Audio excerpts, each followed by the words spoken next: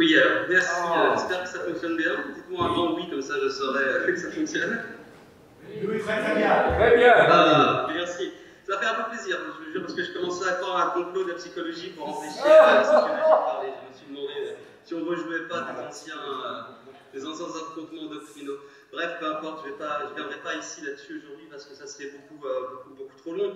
Et simplement montrer qu'il y a vraiment différentes approches et que cette approche qui est celle d'une sorte de savoir, ça a été dit dans les questions zététiciens, ou en tout cas d'une sorte de vérité face à des croyances qui seraient nécessairement celles de fausse, celle de l'autre, elle est aussi relativement discutable et discutée, notamment en termes d'approche constructiviste, d'apprentissage des savoirs sociaux qui sont eux-mêmes construits, englobés, pris dans des logiques sociales, dans des logiques de différentes, que la rationalité, elle n'est pas pure et une fois pour toutes, elle est aussi celle des acteurs, des pratiques, des usages que les acteurs font de ces différents savoirs sociaux, de différents types de savoirs, le savoir médical, le savoir du médecin, le savoir des gens, le savoir infirmier.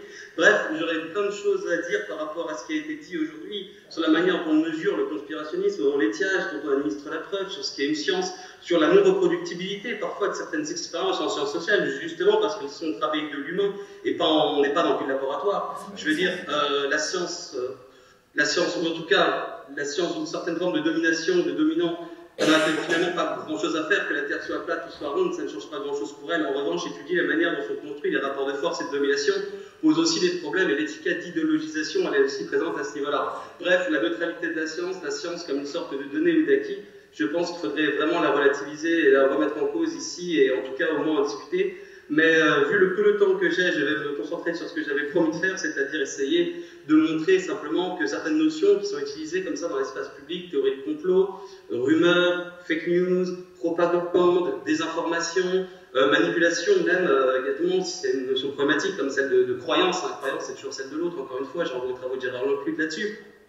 Mais bon, tout ça est problématique, et si on veut comprendre un petit peu de quoi on parle, c'est intéressant de s'intéresser non seulement au concept, en rappelant que ces concepts et ces notions sont elles-mêmes aussi emplies, ou en tout cas pleines, d'enjeux problématiques. Donc je creuserai en 3 temps pour montrer notamment que cette formule de fake news, au sens plein du terme, au sens des travaux d'Alex Planck, c'est-à-dire quelque chose dont on parle sans vraiment savoir ce que c'est, qu'on euphémise ou qui accentue, mais en tout cas qui est naturalisé, qui est donné comme un fait, qui est valable en lui-même et qu'il n'est pas nécessaire d'interroger. Moi je montrerai qu'il faut toujours interroger les conditions sociales d'émergence et de production des dispositifs. Donc je commence par ça, les fake news, genèse, évolution d'une formule problématique. Les fake news comme de vraies fausses informations, c'est-à-dire des informations parodiques ou satiriques, lorsque ce terme apparaît, ou en tout cas se popularise plutôt aux années 90 aux États-Unis, dans des supports qu'on appelle d'infotainment, comme The Onion ou The Daily Show, notamment Jon Stewart, même si le terme est utilisé avant, utilisé même bien avant dans les travaux, par exemple, des folkloristes, des anthropologues américains, et je pense notamment aux travaux de Linda Degg, dès les années 70, 72, 73.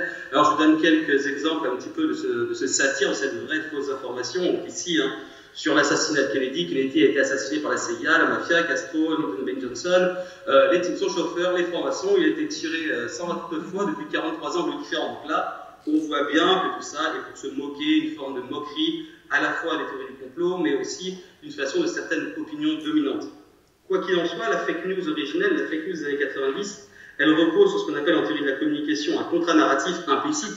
Bien sûr, l'émetteur et le récepteur, l'énonciateur et le destinataire ne signent pas un contrat réel, et chacun sait qu'il s'agit d'informations truquées, voire d'un canular, d'un faux, d'un hoax. Donc les fake news sont, en ce sens originel, des détournements ou des parodies de formats, de codes visuels, de contenus médiatiques légitimes ou dominants, qu'on pourrait qualifier éventuellement de mainstream. Elles représentent des formes de subversion et de critique sociopolitique des médias dominants, donc ici je cite donc quelques travaux, des institutions ou du personnel politique. Elles sont en quelque sorte le rôle du bouffon du roi moderne, modernisé, des moyens de communication plus modernes.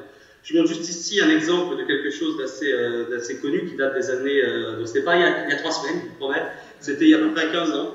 Vous aviez ce journal qui s'appelait Le Monde, toujours connu, exactement, grand journal de référence, et vous aviez une parodie qui s'appelait Le Monde, qui reprenait exactement un peu la même mise en page, la même typographie, les mêmes codes visuels, etc., qui entretenaient une confusion, alors à des fins satiriques ici, mais ces éléments-là font aussi écho à ce qu'on appelle aujourd'hui les opérations Doppelganger, qui ont été notamment mises en cause par la Russie, pour parodier, pasticher des journaux légitimes, pour faire passer des fausses informations, en tout cas des informations à fin de propagande pro-russe. Le problème, c'est dans quel contexte se partage le contenu. Le contexte d'énonciation, de réappropriation et de partage, exactement. Et d'usage également qu'en font les acteurs sociaux. Je vous passe ici une petite vidéo, et la question de savoir c'est est-ce qu'on est sur une parodie ou alors une forme de désinformation. Voilà, tous les cadeaux, voilà, c'est Noël, c'est comme ça.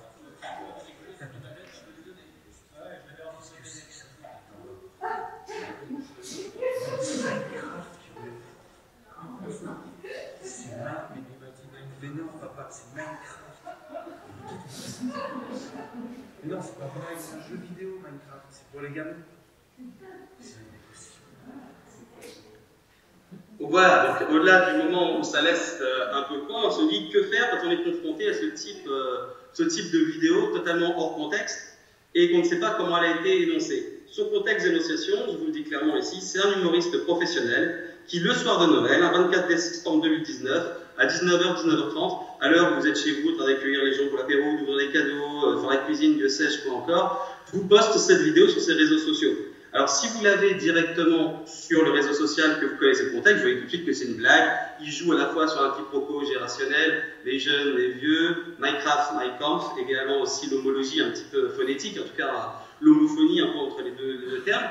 Le problème, c'est que cette vidéo, elle va largement échapper à ce contexte d'énonciation. Alors, je ne vous montre pas ça ici parce que j'en ai fait un article tout à fait particulier, mais elle va être récupérée largement par des milieux d'extrême droite qui vont dire « Oh là là, mais quel super papy, il en faudrait plus des comme ça, qui offrent des super cadeaux à leurs enfants, notamment des jeux de mots sur les nazis, Tendo, etc. » Donc il y a plein de trucs qui sont faits.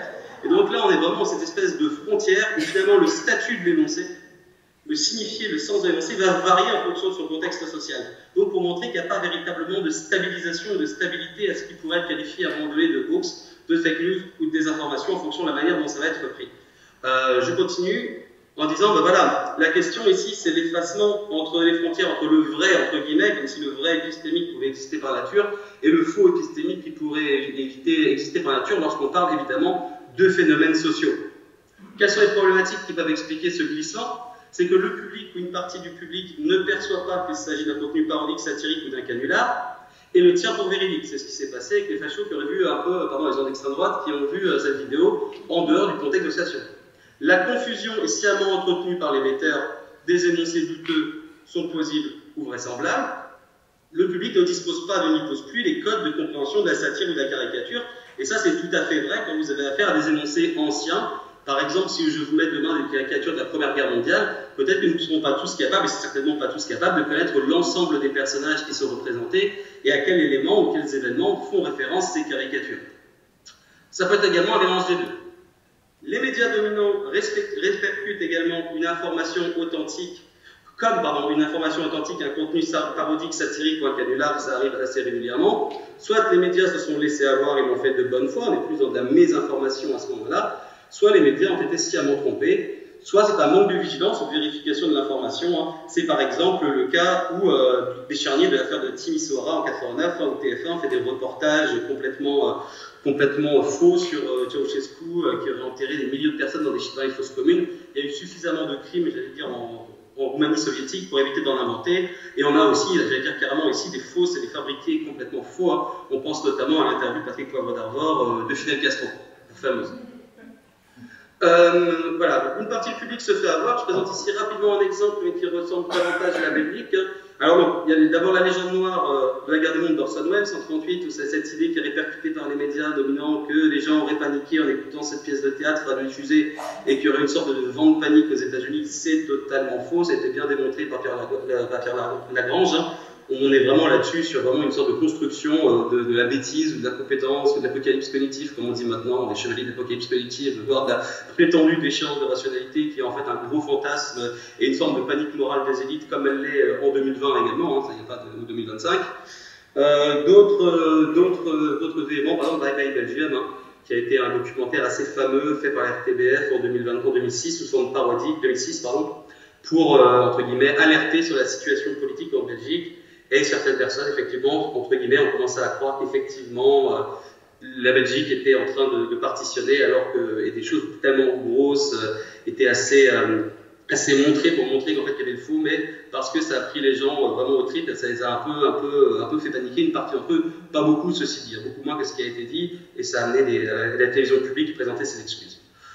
Donc les médias dominants répercutent comme authentique que l'information parodique ou satirique. Donc là on voit le Gorafi, journal parodique, qui titre il y a quelques années maintenant, des sans-abri viennent en aide spontanément aux malheureux qui ont passé 8 heures pour attendre l'iPhone 6 dans le froid, bon super.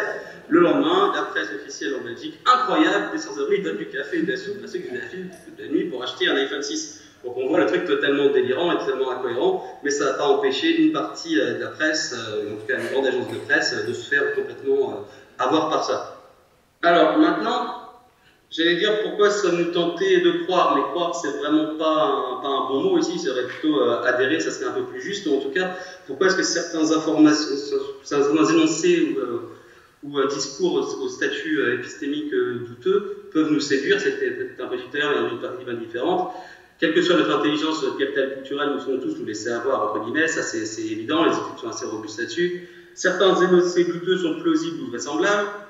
Certains énoncés nous rappellent des scénarios familiers, y compris de fiction, clairement, et permettent de donner du sens à une situation sociale confuse ou indéterminée. Il y a une volonté de rationaliser, de comprendre ce qui a privé n'a pas de sens. Bref, c'est une sorte de fonction symbolique des théories alternatives, ou en tout cas des énoncés faux au sens le plus propre du terme, ou en tout cas des énoncés douteux.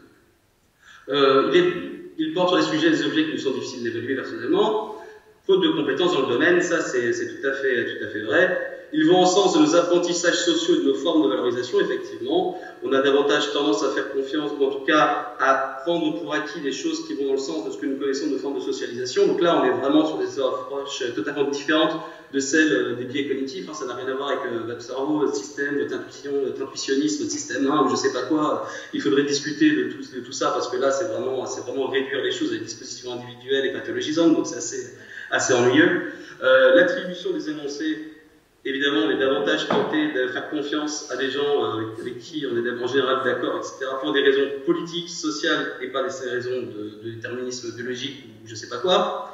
On procède évidemment à des généralisations abusives à partir de faits isolés, réels ou douteux, ou alors d'expériences qui nous sont arrivées personnellement. Parfois, ça peut être aussi l'altruisme, une forme d'implication qui nous pousse à vouloir alerter notre autrui sur des formes de savoir qu'on pourrait croire vertueuses, ou en tout cas qui pourraient nous sembler dignes d'être transmises à autrui pour les alerter d'un danger. C'est par exemple ce monsieur en 2020, pendant la crise Covid, qui voulait alerter nos concitoyens sur la fabrication en laboratoire et les dangers de la Covid-19. Ah, pardon, excusez-moi, je reviens. Je voulais quand même vous le faire écouter parce qu'il est rigolo. C'est grave. Je vais vous montrer un truc, vous allez vous dire, le monde c'est un truc de fou et il y a des trucs bizarres qui se passent. Regardez s'il vous plaît attentivement. Je viens de mettre Netflix sur la télé. Donc regardez, je suis sur Netflix, vous pourrez le faire chez vous aussi.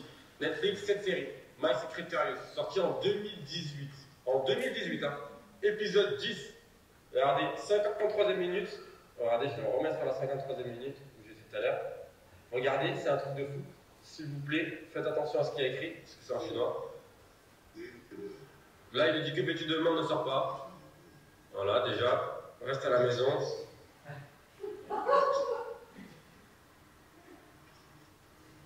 Regardez ce qui se passe là.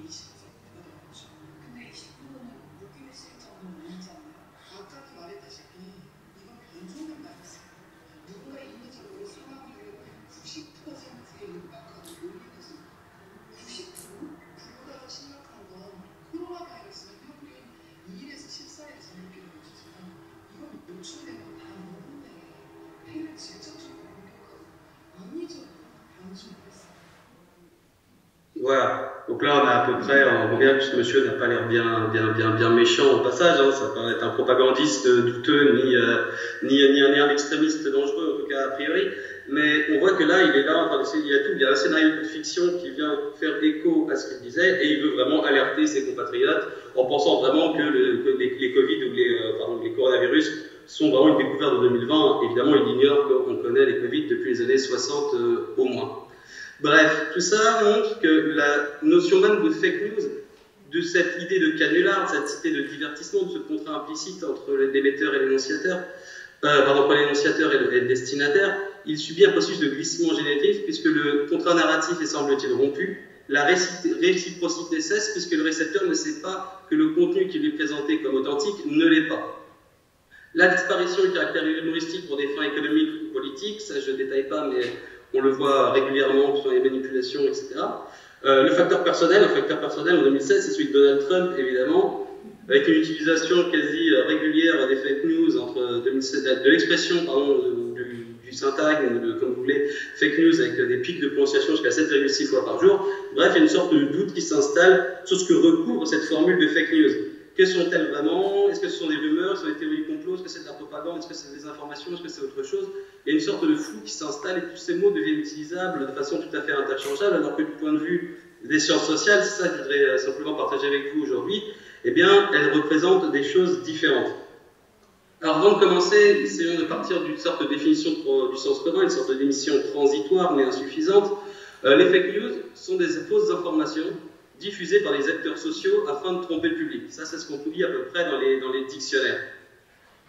Et si on essaie d'avoir une approche un peu sémantique, elle est vraiment peu pertinente et très limitée dans le sens où le mot faux peut renvoyer à plein de réalités différentes en anglais, et celui-ci est un petit peu juste false, faux, forgery, wrong, counterfeit, bogus, phony, etc. Il y en a encore au moins une quinzaine si on cherche bien. Donc cette approche simplement de traduire fake par faux, elle est déjà un peu limitée.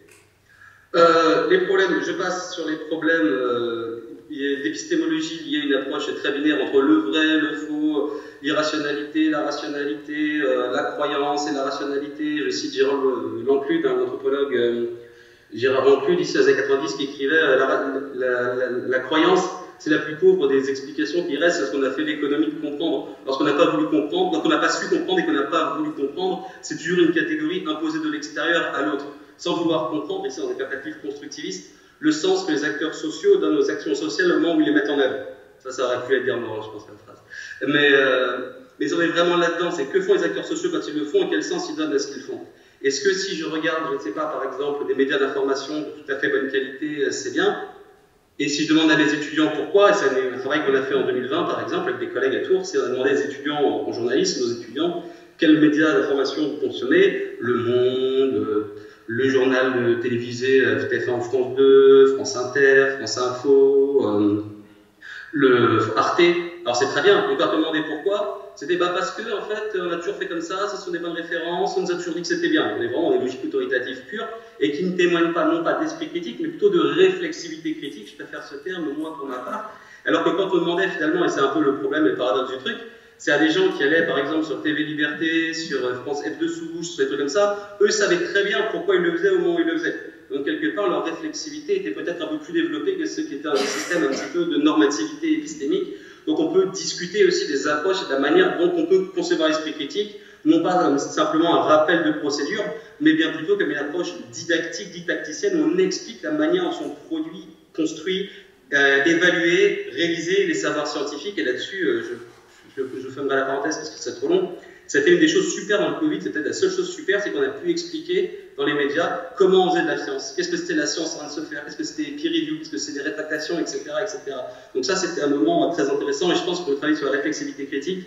Voilà des pistes à vraiment ouvrir et à garder à l'esprit. Plus que de rappels sur la pyramide des preuves ou des choses très procédurales, en fait. Donc, les fake news deviennent une catégorie fourre-tout, clairement, où tout est mis dedans, toutes sortes de pratiques un peu radicales, marginales, déviantes. Déviante ici n'est pas un jugement de valeur, je parle au sens de Howard Baker, c'est-à-dire qu'il s'écarte de la norme sociale construite à un moment donné, ce qui montre qu'elle-même aussi est socialement située et produit de configuration sociale particulière. Donc il faut nécessiter, si on veut l'utiliser en sciences sociales, la formule de fake news, il faut l'opérationnaliser. Et c'est ce que je vais essayer de faire rapidement, parce que je sais que le temps tourne très très vite, avec quelques rumeurs qui sont un peu plus stabilisées en sciences sociales, la notion de rumeur d'abord. Je prends ici simplement une définition assez consensuelle de Di Fonzo et Perchant dans les énoncés informatifs non vérifiés et pertinents par leur fonction, qui apparaissent dans ces contextes sociaux d'ambiguïté, de danger ou de menaces potentielles, et qui aident à gérer un risque à le comprendre. Qu'est-ce que ça veut dire? Ça veut dire que la rumeur, elle a vraiment un contexte qui permet de se rassurer symboliquement lorsque la situation sociale est indéterminée. Elle a une dimension infrapolitique le plus souvent, elle vise un petit événement, un contexte social particulier, qui peut être celui d'entreprise, comme celui de l'orientation sexuelle ou transgenre de tel ou tel chanteur ou chanteuse à succès. C'est une délibération collective informelle, il faut qu'elle s'inscrive dans un cadre où elle apparaît comme plausible. Ce qui veut dire qu'une rumeur pourra fonctionner dans certains cercles sociaux et pas dans d'autres, puisqu'elle n'a pas d'implication pour eux, elle ne fait pas partie d'une sorte d'imaginaire collectif, socialement, ou en tout cas prédéterminé à l'avance.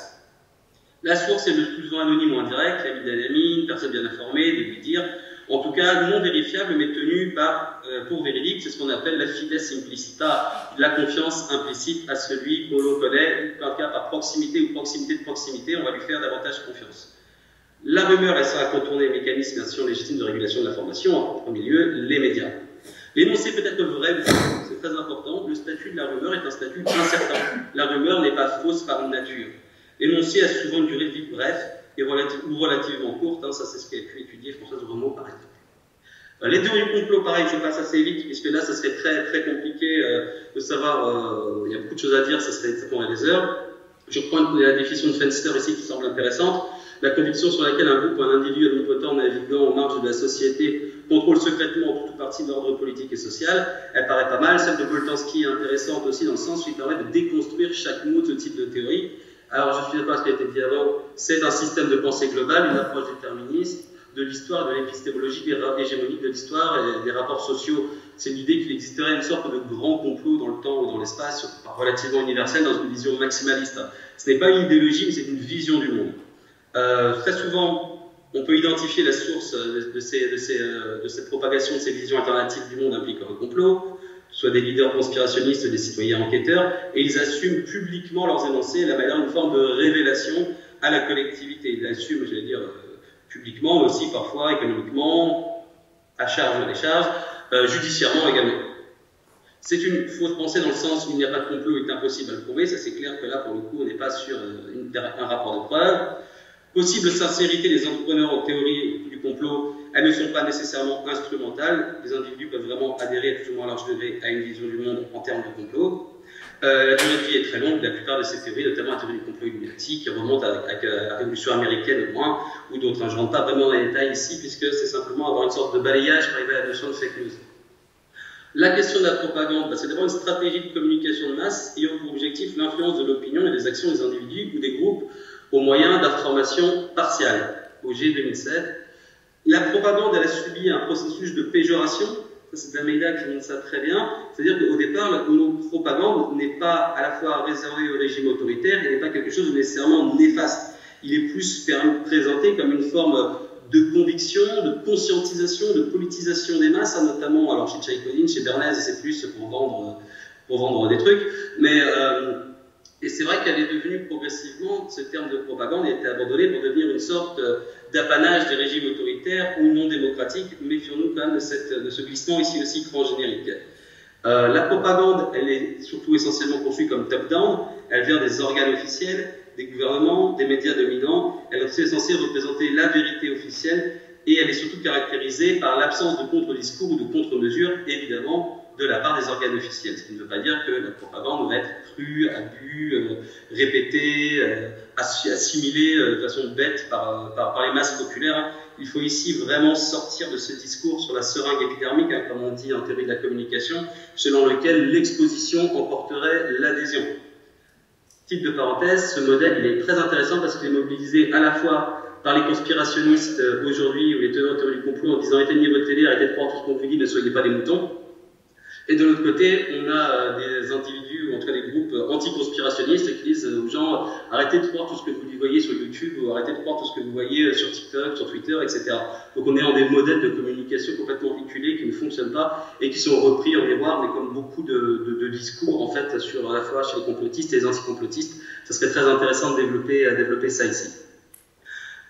Exaltation de sentiments positifs, la propagande elle se veut une sorte de positive thinking, en mythification symbolique de lieux d'événements historiques incertains ou controversés, des guerres, les batailles, de figures héroïques, Jeanne d'Arc, etc., d'allégories signifiantes, la liberté guidant le peuple, etc., elle est différente d'un simple mensonge. Elle est quand même, au-delà de ça, elle a une dimension performative qui est bien plus élevée que le mensonge.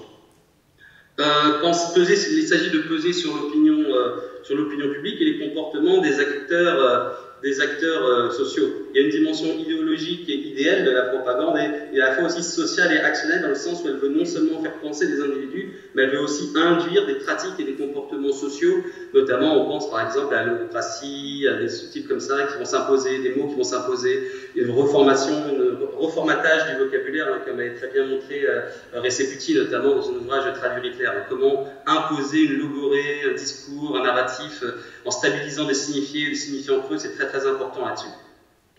La désinformation, historiquement, elle est un petit peu différente, dans le sens où il s'agit d'une technique de manipulation de l'opinion publique par différentes informations fausses, véridiques mais tronquées, ou véridiques avec l'ajout de compléments faux. L'objectif est de donner une image erronée de la réalité à des fins politiques ou militaires à une opinion publique d'un camp adverse. Historiquement, c'est ça qui est intéressant de noter, c'est que la désinformation, c'est un énoncé faux, partiel ou partial, mis délibérément en circulation dans l'espace public, afin de servir les intérêts de son énonciateur. Et son énonciateur, ce n'est pas n'importe lequel à l'origine, ce sont les canaux de l'information officielle. Ce sont les mêmes instances qui sont le vrai, qui sont censées dire, en tout cas le vrai ou l'information truth aussi, comme on dit en anglais, qui disent le faux, qui s'en servent de façon consciente, pour détourner et influer sur l'opinion publique. La transformation initiale de l'information par sa dénaturation, sa recontextualisation, lui permet de conférer sciemment une unité de sens différente, opposée ou simplement fausse. La source est identifiable. Traditionnellement, je l'ai dit, ce sont les États, les médias dominants, et la désinformation emprunte les mêmes canaux que l'information. C'est une sorte d'information dévoyée à des fins politiques, économiques, sociales et militaires. Sa différence de la propagande, essentielle ici, et je reviendrai un peu tout à l'heure là-dessus, c'est son caractère circonstancié, la dimension idéologique mais pas systémique. Il n'y a pas de dimension psychologique ou actionnelle à la propagande, c'est véritablement influer à un moment donné l'état de l'opinion. Partant de là, une fois qu'on a dit tout ça, est-ce que les fake news ont vraiment un sens ou est-ce que c'est vraiment juste un énième mot à la mode, un truc médiatique un peu lâche, un concept sociologiquement lâche et fourre-tout, ou est-ce qu'on peut vraiment en faire quelque chose d'un point de vue des sciences sociales? Et bien d'abord, première chose à voir, c'est que les fake news, donc, finalement, représentent à partir du milieu des années 2000 un phénomène social relativement autonome et innovant, notamment en raison du caractère endémique et des modes de production et des canaux de diffusion.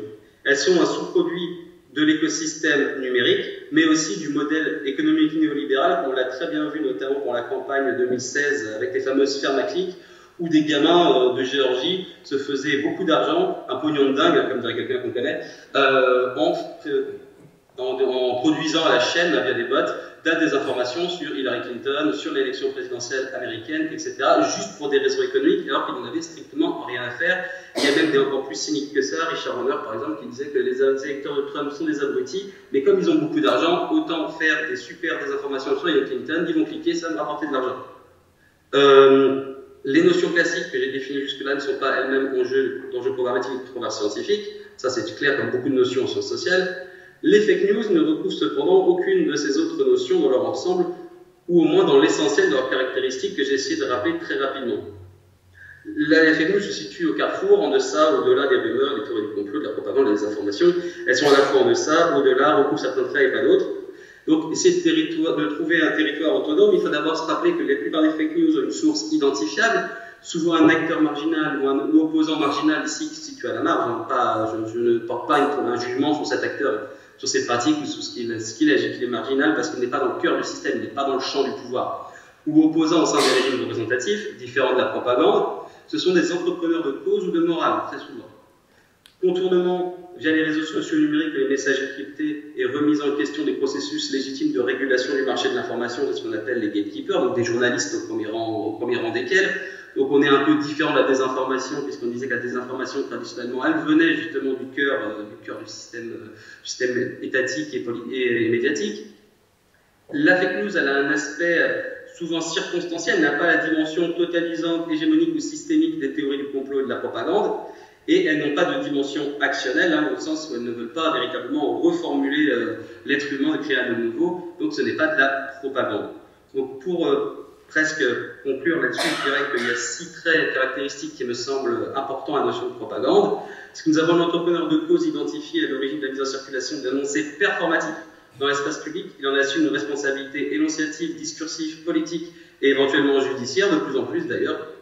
Cet énoncé performatif est idéologiquement orienté, participe du contournement ou de la remise en question des processus légitimes de régulation du marché de l'information.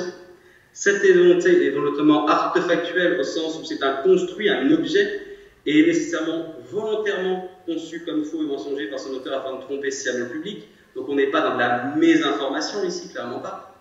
Cet énoncé est relatif à un événement particulier, réel ou non. Cet énoncé partit d'une stratégie discursive intégrée dans un univers, dans l'imaginaire collectif, un univers de sens, dont elle mobilise, et ça c'est très important, afin de mieux les subvertir, les affects, les stéréotypes symboliques, les préjugés cognitifs propres à toucher l'opinion publique. Elle s'inscrit donc dans un univers de sens et de perception préconstitué. Ça ne tombe pas comme ça, j'allais dire, du ciel et on va y croire parce que ça nous fait plaisir.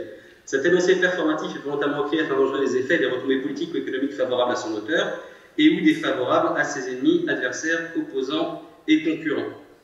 Pour conclure rapidement, je dirais que les fake news consistent en la mise en circulation volontaire dans l'espace public par les acteurs sociaux identifiés ou identifiables, d'énoncés performatifs délibérants faux ou mensongers, dont ils assument la responsabilité, je l'ai dit, énonciative, discursive, politique, voire judiciaire. Ces énoncés mobilisent des affects, des stéréotypes symboliques, des préjugés propres à l'univers d'énonciation, essentiellement conçus afin de tromper le public en vue de retombées politiques favorables à leurs auteurs et défavorables à leurs adversaires, opposants ou concurrents. Et je fais un petit tableau récapitulatif, hein, je vous en transmettrai le PowerPoint bien sûr, et je m'arrête là parce que j'ai fait la fusée pour tenir le temps. Je suis vraiment désolé de ça. Toutes mes excuses.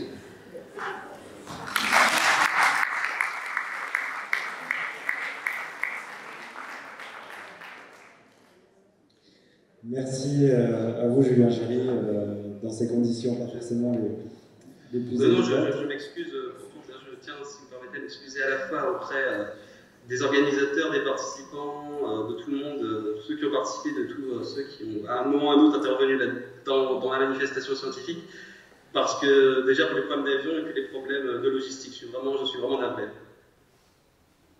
On vous pardonnera, j'en suis sûr. Bon, on va essayer, on ne va pas se lancer dans une longue discussion comme on l'avait imaginé, avec peut-être par utopie, peut-être, pour ce moment.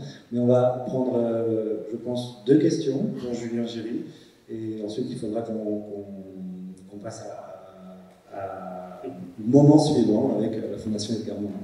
Donc,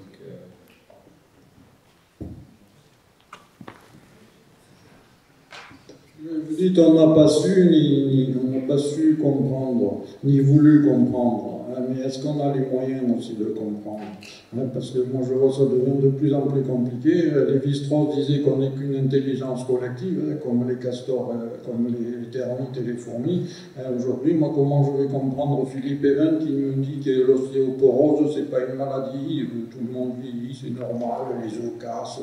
Voilà comment on comprend que comment il s'appelle, les statines, ça sert à rien.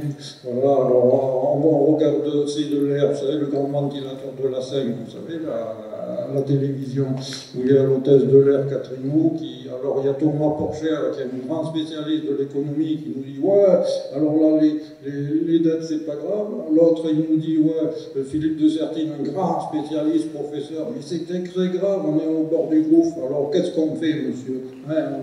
Moi je ne suis pas économiste, vous ne pouvez pas être chimiste le matin, biologiste à midi et physicien le soir, monsieur. Bon, je veux dire, tout ça, et en plus on est une espèce territoriale comme les castors et les marmottes, je veux dire, ça ne peut pas péter loin. Bon, alors est-ce que là, aujourd'hui, les gens, ils se régalent? Je pense qu'ils se régalent, les gens, parce que là, on a plein de gens clownés, comme par exemple Yves Montand qui disait mon papa était communiste, donc je suis communiste, il a fallu 50 ans pour qu'il coupe le cordon médical. Comment on fait devant ces gens-là, devant les gens complètement clownés, comme Consponville qui nous dit si mon père avait été moins de droite, j'aurais été plus de gauche. Bon, comment on fait, Julien Géry? Comment on fait avec ces gens-là qui ont des cerveaux de grand? Oui, alors, il faut qu'on se mette d'abord sur ce qu'on entend par comprendre. J'ai pas dit qu'on allait comment dire, la compréhension au sens social, j'ai essayé de l'expliquer, c'est une démarche sociologique. C'est pas de de dire le vrai du faux. Évidemment, il y a des choses qui sont plus faciles sans doute à dire. Si vous êtes dans le domaine, j'allais dire, des sciences médicales, des sciences peut-être de la physique, effectivement, vous allez pouvoir rapporter des preuves et certains types d'administration de la preuve vont fonctionner et vous allez arriver à stabiliser une connaissance. Quand vous êtes dans le monde social, c'est beaucoup plus difficile. Vous êtes dans des expériences qui ne sont pas comparables. La notion même de reproductibilité est déjà assez complexe à établir si on veut se donner la peine justement de comprendre ce que font les acteurs. Comment sont-ils devenus ce qu'ils sont? Quelles sont leurs trajectoires, leurs carrières? Si vous ne levez pas un matin en vous disant la Terre est plate. Vous ne levez pas un matin en vous disant tiens, je vais voter, je sais pas, pour Éric Zemmour. Voilà, ce sont des logiques fines, ce sont des logiques de compréhension, de comprendre ce que, par exemple, un monsieur qui va faire du vin biodynamique ou qui va, moi je rencontrais comme ça, qui va planter des carottes selon le calendrier, je sais pas quoi, à 3 h du matin tout nu et qui ensuite va se masturber parce qu'il pense que ces carottes vont vachement mieux pousser. Et sans doute elles pousseront au moins aussi bien, ou aussi mal, je sais pas, s'il les a plantées la veille à 3 h d'après-midi. Mais moi, finalement, ce qui m'intéresse, c'est de savoir quel est le sens que cette personne donne à son action au moment où il l'a fait, pour ensuite pouvoir mesurer à quel point son action est déviante ou elle s'éloigne de la norme, à quel point son action peut être effectivement peut-être parfois dangereuse, ou à quel point c'est juste anecdotique et peut-être même un petit peu rigolo. Moi, mon travail de sociologue, c'est pas de porter un jugement de valeur sur les pratiques sociales, c'est de les comprendre pour essayer de les restituer et de montrer comment elles s'imbriquent finalement dans une espèce de monde social complexe souvent, qui ne se réduit pas à c'est vrai, c'est faux, c'est rationnel, c'est irrationnel, le bien, le mal, mais en particulier quand on touche du social et qu'il y a des implications politiques, sociologiques, économiques, etc. Il est évident que si l'économiste nous dit « there is no other solution » comme Thatcher, on ne va pas s'en sortir, sauf à comprendre ça comme une sorte de défense effectivement du néolibéralisme à tout craint, en expliquant que c'est la seule rationalité, c'est la seule logique économique.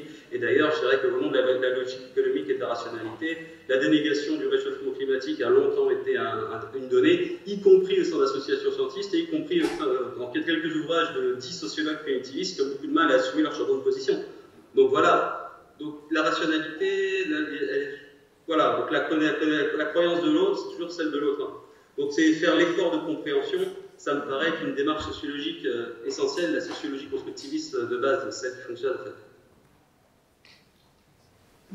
Alors, je voulais répondre à ce que tu venais d'évoquer pour dire qu'en fait, cette question du vrai et du faux, pour nous, dans le champ de l'esprit critique et de la science, elle a de l'importance parce qu'en fait, savoir faire le tri, ça permet aux gens d'être par exemple davantage en sécurité quand ils se soignent, de ne pas se laisser emporter par exemple par des points de vue démagogiques, populistes lorsqu'ils votent, de ne pas mettre leurs enfants dans des écoles Steiner, Waldorf, de savoir ce qu'ils consomment, qu'est-ce qu'ils font, de ne pas acheter n'importe quoi. Donc en fait, c'est pas juste pour le plaisir qu'on va dire j'ai raison et toi tu as tort. C'est qu'en fait, la question de la manipulation, elle est au cœur de la question de la liberté. Et donc, se doter de méthodes qui permettent de savoir, ces méthodes sont parfois imparfaites, mais donc elles représentent quand même ce qu'on a de meilleur pour être capable, pour nous permettre de faire du tri. Et donc, moi, j'ai entendu dire que ce qui relevait des zététiciens, de panique, j'ai entendu parler de panique morale à propos de Gérald Bronner, Apocalypse Comedy. Ben, bien sûr que non, parce qu'en fait, il se passe quelque chose. On peut par exemple le voir aux États-Unis avec l'élection de Trump et la façon dont la science, elle est, comment dire, mise de côté, comme le sort qu'on réserve aux chercheurs, à tous ces contradicteurs, aux médias. Ceux qui s'emparent de ces fake news et de ces façons de communiquer, en fait, ils sont capables de déstructurer la société et de nous amener dans un totalitarisme. Donc il y a la question du fascisme. Donc c'est pas juste sympathique, alors des fois c'est drôle, des fois c'est sympathique, mais ça peut avoir aussi une incidence. Donc je pense qu'en fait, la méthode, enfin il faut faire attention parce que cette question du constructivisme, d'accord, mais en fait moi j'entends davantage du relativisme justement, et des fois on ne peut pas se positionner, mais quand on le peut, sur la base de méthode, le relativisme ce n'est pas une bonne chose je pense pour l'avenir de notre société. Ce dogmatisme, il est le même finalement chez les zététiciens que chez Trump. Alors, il n'y a pas Je suis désolé. Il n'y a pas que dogmatisme. On peut être dans la nuance et dans la science, dans les méthodes. C'est-à-dire, on est chercheur. Pourquoi dogmatisme? Pourquoi dogmatisme? Je vais devoir, Il y a plusieurs insultes. Moi, je je vais devoir interrompre un débat qui ne fait que commencer. Et on sait que vous avez l'occasion de continuer à échanger ensemble, Séverine, Il y a des Alexandre méthodes plus ou moins strictes aussi. et Julien. Moi, je recherche. Je pense qu'on peut vous applaudir tous les On pourrait trois. parler des échelles psychométriques.